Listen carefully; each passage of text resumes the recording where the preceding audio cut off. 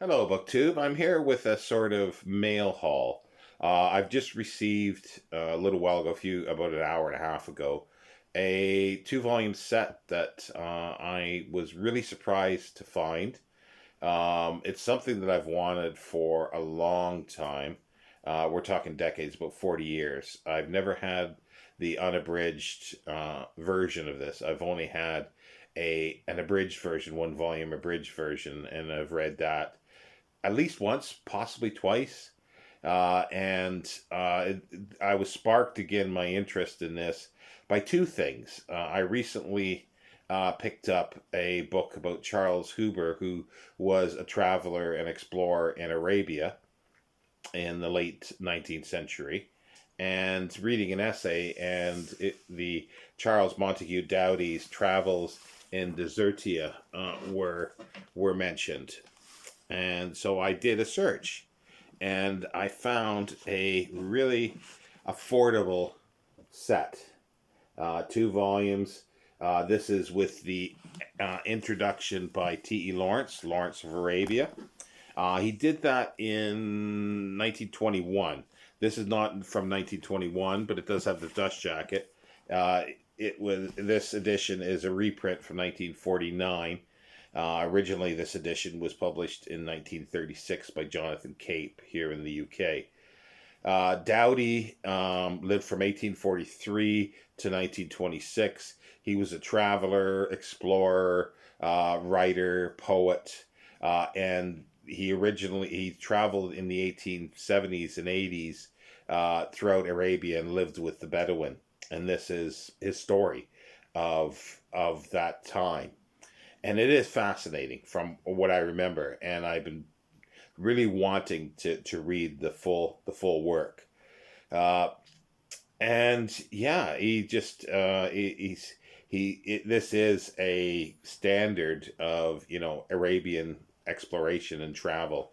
It was first published in 1888 with two volumes, and yeah, if you can find a first edition of that, you're doing well, but you're gonna pay through the nose for that. And then there's lots of abridged reprints, because I believe it was abridged early in the 20th century, but again it was put out. This is called the definitive edition. Let's see what it says here on the title page. Yeah, new and definitive edition. And there's Charles Montague Doughty himself in the frontispiece. And there's the title page, as you can see, 1936. I love when they do red for the title on the title page. Now this has the dust jackets, as I say, which is nice. They're a bit rough around the edges, so I do need to eventually get some dust jacket protectors to put them in so they don't deteriorate anymore. But the binding itself is nice. They are brown buckram, which is really nice. And it is quite...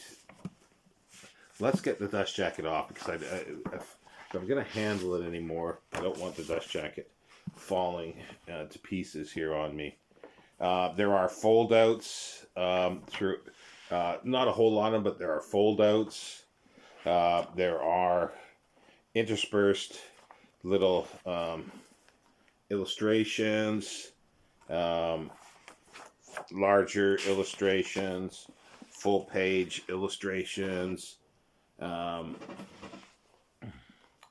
and all sorts of stuff. No, it's a fabulous set of books, and I've been wanting these for a long time. So I am very, very pleased to have these now. And I don't know, I'm chomping at the bit to read them, but I have sort of agreed to do some buddy reads in October. So this is a big commitment, because each volume, let's see here, are over 600 pages. So it's almost 1,300 pages, the two volumes, and they're large volumes as well, but well worth the read. And there's a few others about Arabia that I do want to get.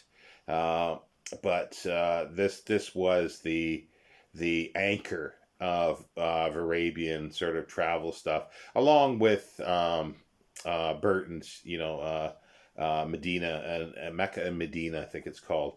Though those two are the sort of the anchors of uh, of Arabian of Arabia itself, I should say. And then T. Lawrence as well. So yeah, there's a few there. It's a non-ending thing for exploration. There are lots of travel and exploration books to explore. But anyway, thank you, BookTube. Has anybody read this? Are you familiar with Doughty's travels in Arabia Deserta? Thank you, BookTube.